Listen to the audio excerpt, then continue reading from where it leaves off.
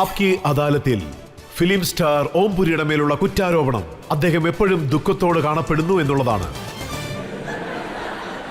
Om Puri sir, താങ്കൾ ചെയ്ത എത്രയോ സിനിമകൾ, ആക്രോഷ്, അർദ്ധസത്യ, ഇതിൽ അഭിനയിച്ചതിന് താങ്കൾക്ക് പ്രശംസകൾ കിട്ടി, നല്ലൊരു ആർട്ടിസ്റ്റ് എന്നുള്ള പേര് കിട്ടി. പക്ഷേ നല്ല പോപ്പുലർ ആയില്ല എന്നുള്ളൊരു ദുഃഖം താങ്കൾക്കുണ്ടായിരുന്നു. എന്ത് പോപ്പുലർ ആയില്ലേ? എന്നെക്കുറിച്ച് പാർലമെന്റിൽ വരെ സംസാരിക്കുന്നു. പക്ഷെ നിങ്ങളോ പോപ്പുലർ ആയില്ലെന്ന് പറയുന്നു. ജനങ്ങൾ താങ്കളെ ഒരു നല്ല ആർട്ടിസ്റ്റ് എന്ന് മനസ്സിലാക്കാൻ തുടങ്ങിയതിന് ശേഷം താങ്കൾ ഇങ്ങനെയുള്ള സിനിമകൾ അഭിനയിക്കാൻ തുടങ്ങി. ഹേരാ പേരി, പിന്നെ ചാച്ചി 420. ഇതൊക്കെ പണം സംഭവിക്കാൻ വേണ്ടിയല്ലേ? അതെ, പണമുണ്ടാക്കാൻ വേണ്ടിയാണ് ഇത്. സത്യമാണ്, ഇതൊരു കോംപ്രമൈസ് ആണ്. ആക്ച്വലി ഞാൻ വന്നത് സത്യത്തിൽ ഈ സമൂഹത്തെ മാറ്റാമെന്ന് വിചാരിച്ചാണ്. പക്ഷേ പിന്നീടാണ് അറിഞ്ഞത് ഇത് വളരെ പ്രയാസമുള്ള കാര്യമാണ്. ഇവിടെ വലിയ വലിയ ജാമ്പവന്മാരുണ്ടെന്ന്. അവരൊന്നും മാറ്റാൻ സമ്മതിക്കില്ല. നോക്കൂ, താങ്കളുടെ ആദ്യത്തെ സിനിമയായ അർദ്ധസത്യ വളരെയധികം ഹിറ്റായിരുന്നു. അതെ, സത്യത്തിൽ ആ സിനിമ അമിതാഭ് ബച്ചന് വേണ്ടി എഴുതിയ സിനിമയായിരുന്നു. ഞാനും അത് കേട്ടു. അതായത് ബച്ചൻ സാറിനോട് കഥ പറഞ്ഞു. ബച്ചൻ സാറിന് വേണ്ടിയാണ് ഈ സ്ക്രിപ്റ്റ് എഴുതിയത്. പക്ഷെ നന്നായി അദ്ദേഹം അത് നിരസിച്ചു. ഞാൻ അദ്ദേഹത്തോട് വളരെ നന്ദി പറയുന്നു. പക്ഷേ ഇപ്പോൾ കാലം മാറിയിരിക്കുകയാണ്.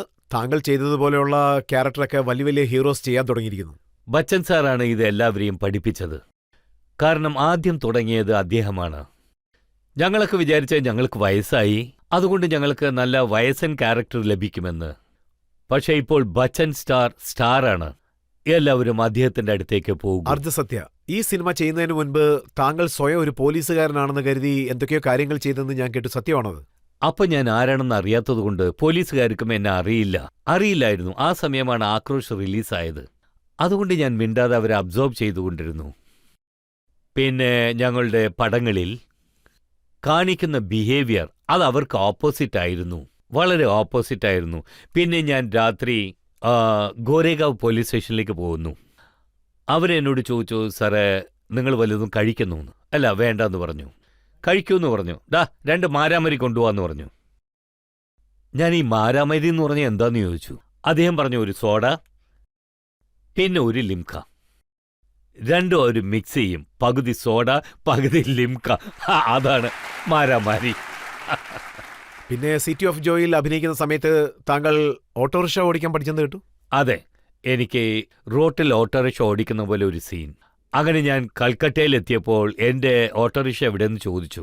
അവരെന്നോട് പറഞ്ഞു, സാർ നിങ്ങളുടെ ഓട്ടോറിക്ഷ സെറ്റിലുണ്ടെന്ന്. അവർ നിർമ്മിച്ച സെറ്റ് അത് വളരെ വലിയ സെറ്റായിരുന്നു. പക്ഷേ റോഡെല്ലാം കുണ്ടും കുഴിയുമായിരുന്നു. അവിടെ കുഴിയുണ്ട്, കല്ലുകളുണ്ട്, പിന്നെ തെരുവുകളൊക്കെ ചെറുതായിരുന്നു. പക്ഷെ ഞാൻ ആ റോട്ടിൽ ഓടിക്കണം, ആ ഓട്ടോറിക്ഷ.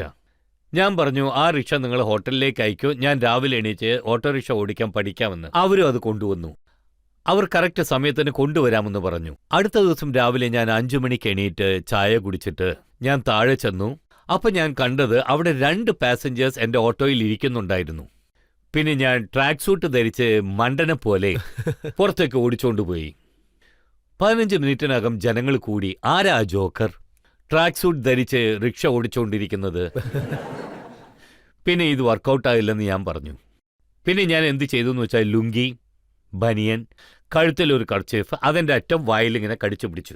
കാരണം ഞാൻ ആരാണെന്ന് അറിയാതിരിക്കാൻ വേണ്ടിയായിരുന്നു ഇതൊക്കെ.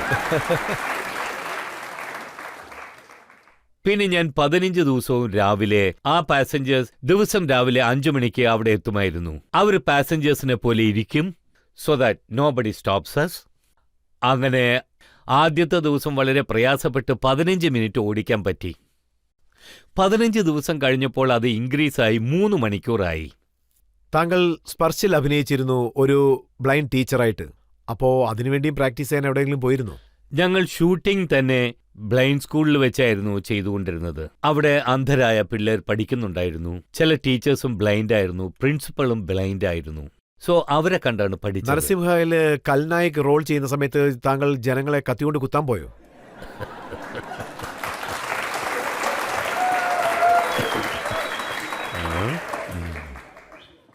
എന്താ സാർ ഇങ്ങനെ ഓരോ കുറ്റാരോപണങ്ങൾ ചുമത്തുന്നു? ഞാനങ്ങനെ ചെയ്തിട്ടേ ഇല്ല. ഇവിടെ വന്നിരിക്കുന്ന ഈ ജനങ്ങൾ താങ്കളുടെ ആക്ടിങ്ങിനെ കുറിച്ച് എന്താണ് പറയാൻ പോകുന്നതെന്ന് നമുക്കൊന്ന് നോക്കാം. അല്ല ഇത് ആ പെണ്ണെന്നല്ലേ?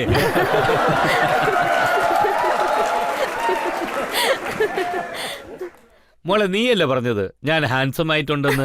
അതെ സാർ, ഞാനാണ് ചോദിച്ചത്. സാർ ഇത് സത്യമാണ്. ശരിക്കും സാർ വളരെ ഹാൻസം ആണ് സാർ. താങ്ക് യു മോളെ. ഈ പ്രായത്തിലും താങ്കൾ വളരെ സുന്ദരനാണ്. സാർ ഞാൻ താങ്കളുടെ നിറയെ മൂവീസ് കണ്ടിട്ടുണ്ട്. സിനിമയുടെ പേര് ചാച്ചി 420. അതില്ലാതെ കുറെ മൂവീസ് കണ്ടിട്ടുണ്ട്. സിംഗി സിംഗ് പടത്തില് താങ്കൾ നന്നായി അഭിനയിച്ചിരുന്നു. ആ പടം എനിക്ക് വളരെ ഇഷ്ടമാണ്.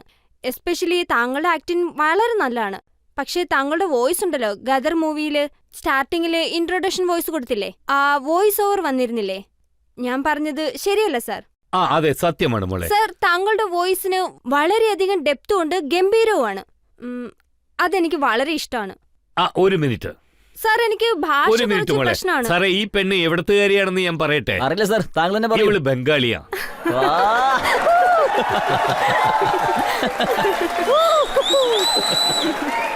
അവളോടൊന്നും ചോദിക്കേ. പറയൂ സാർ.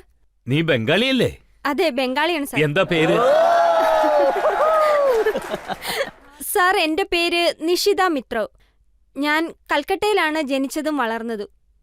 അപ്പൊ നിന്റെ സ്ഥലം കൽക്കട്ടയാണല്ലേ? ആ, കൽക്കട്ടയാണ്. സാർ ഞാൻ താങ്കളുടെ ഒരു ഫേവറേറ്റ് ഡയലോഗ് കേൾക്കാൻ ആഗ്രഹിക്കുന്നു. ഫേവറേറ്റ് ഫിലിമിലെ ഫേവറേറ്റ് ഡയലോഗ്, താങ്കൾ മൂവിയിൽ അഭിനയിച്ചതുപോലെ. Please sir. 250 മൂവി ചെയ്തിട്ടുണ്ട്. അതിൽ താങ്കളുടെ ഫേവറേറ്റ് ഡയലോഗ് ഒന്ന് പറയാമോ? ओए चुप है अर्जुन सिंह।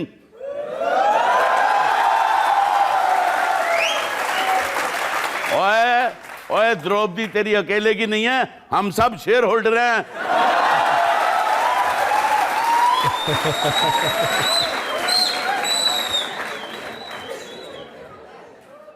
സത്യത്തിൽ ഇന്ന് ഇങ്ങനെയുള്ള സിനിമകൾ എടുക്കാൻ തുടങ്ങിയിരിക്കുകയാണ്.